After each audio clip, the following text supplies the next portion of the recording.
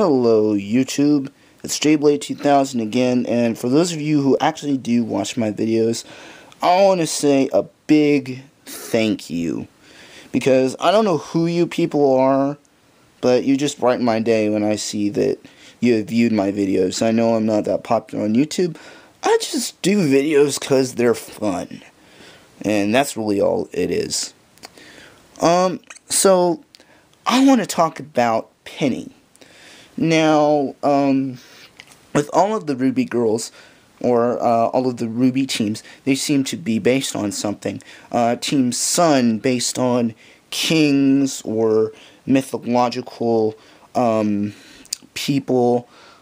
I'm not sure what the bad guys are based off of, though.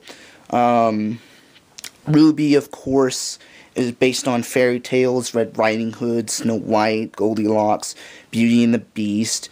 Team Coffee is based on... I'm actually not sure what they're based on, because they're not based on, like, spices, but, I don't know.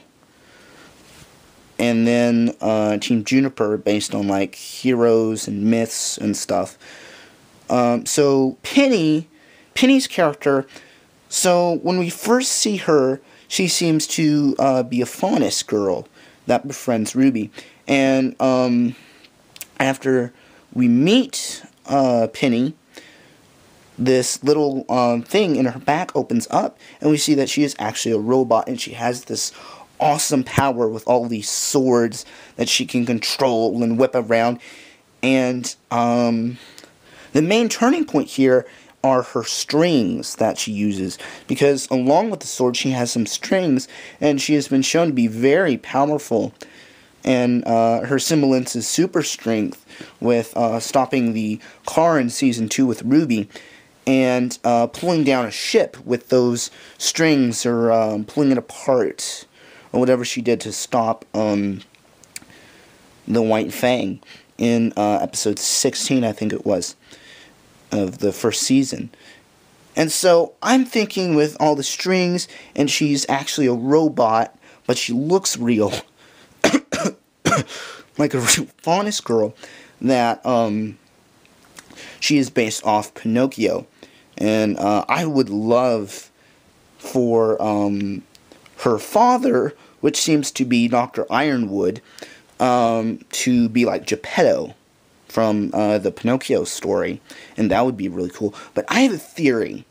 So Dr. or Mr. Ironwood, I'm not sure what his official title is, but I'm just gonna call him Dr. Ironwood, is introduced to us in Season 2, and he seems to have this whole lab set up.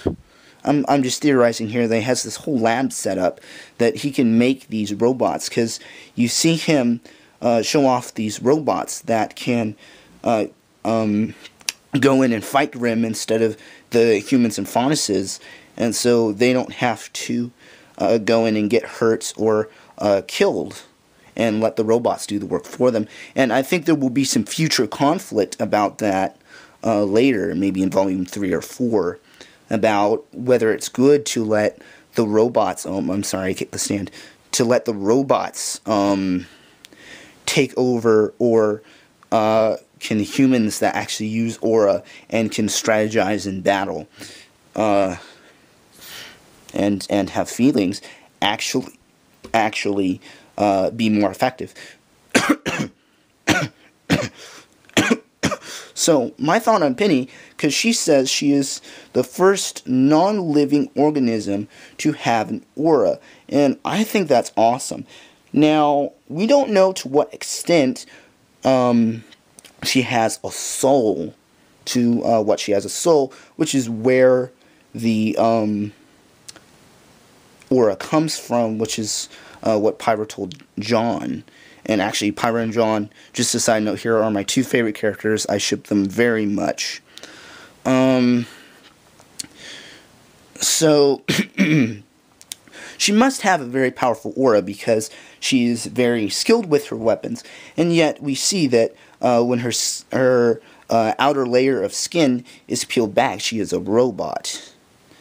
And she actually keeps her weapons inside of her. So, we don't know to what extent she has a personality and soul, and to what extent of her is a robot that's programmed. Now, I have a theory that both Dr. Ozpin and Dr. Ironwood, Professor Ozpin, I'm sorry, collaborated and made Penny. And Penny may be a pivotal point in RWBY. And I actually came up with a theory. Because if she is actually, quote, unquote, Dr. Ironwood's daughter, then he actually chose to build her off a faunus. And if you remember in the show, the faunus are the animal people, which are really cool, but they're discriminated against. And I really think the show takes a mature stand on what it's like to be discriminated against, and what the African Americans must have felt like when we were going through segregation and all that kind of stuff. And I actually really like it, because I think it's really mature for this kind of show that does great humor and fun characters.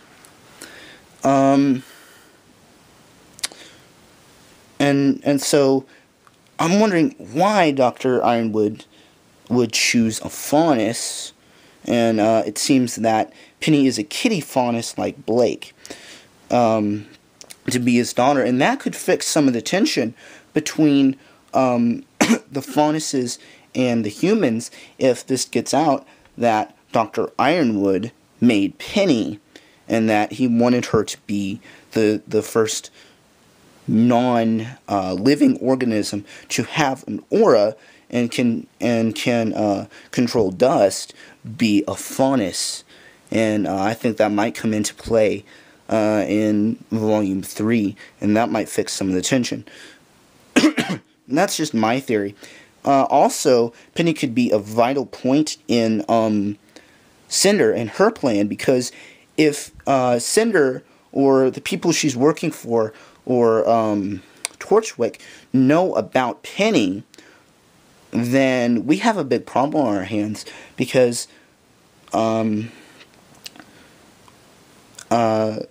Penny is part robot, but we don't know what extent. And so they could use that and hack into Penny and use her as a weapon very soon. And remember, in Season 2, she forgot a little bit about what happened at the docks, or seemed to, and she also had this little hiccup that she was doing when RWBY was first talking to her in Season 2. So, I don't know, maybe the villains, I'm not sure what to call their team, have infiltrated Penny already and are starting to take her over. But maybe not. Maybe they're just starting to. Because remember, Cynder got into Beacon Academy, and she planted some kind of virus or bug or something in their computers. And so that might be able to hack into Penny, as we saw with the White Fang gathering the gigantic robot mecha that the girls were fighting against. So they can get stuff, and if you see the other robots, they are like Penny. And so if they can control those kinds of robots, they can control Penny. And this might be very pivotal, because they might try to win her over with the human side and her emotions, or they might try to reprogram her to actually attack and hurt people instead of Grimm. And so she could be a very pivotal point in the RWBY story, but we're just going to have to wait and see. Personally, I really like Penny, although my 4 favorite characters are Yang, RWBY, John, and Pyra, and I actually think John is my favorite character out of all of them because he's a nerdy guy. I'm kind of a nerdy guy. And, you know, he's a guy. All the rest are girls. And I'm a guy, so I can mostly relate to guys. And I also think he just needs his moment, you know, his little thing that he just runs in there with his sword and shield and is the knight in shining armor and actually, like, does something awesome. And I cannot wait for that moment. I hope it comes in Volume 3. I mean, honestly, I'm waiting for one to show his epicness. That is sure to happen under the training of Pyra. I also like Yang. I think she's a pretty nice character. I don't like that, I mean, I get it, she's a party girl, but I don't really like the whole, she just banks on her looks, and I don't really like that. And also, Blake's alternate clothing, I really don't like that. For me, I watch anime because of characters and stories, not boobs or bellies. So, you know, I don't really like it. But Ruby's a good character. She's fun, she's energetic, she can be serious at times. So Ruby is probably my second favorite out of all of them. And I just love her sniper rifle. Scyther rifle is what I call it. Well, okay, it's called Crescent Rose, but if you're talking about the actual weapon, I prefer the term Scyther rifle. And it's probably my favorite weapon by far. It's awesome. So, that's just my opinion of RWBY. If you want me to do an actual review, I might do a review later on. So, that's my take, and those are my theories on RWBY and what will happen next. If you haven't heard of RWBY, go watch it. It's awesome. You're missing out. So, bye. I hope to see you guys soon.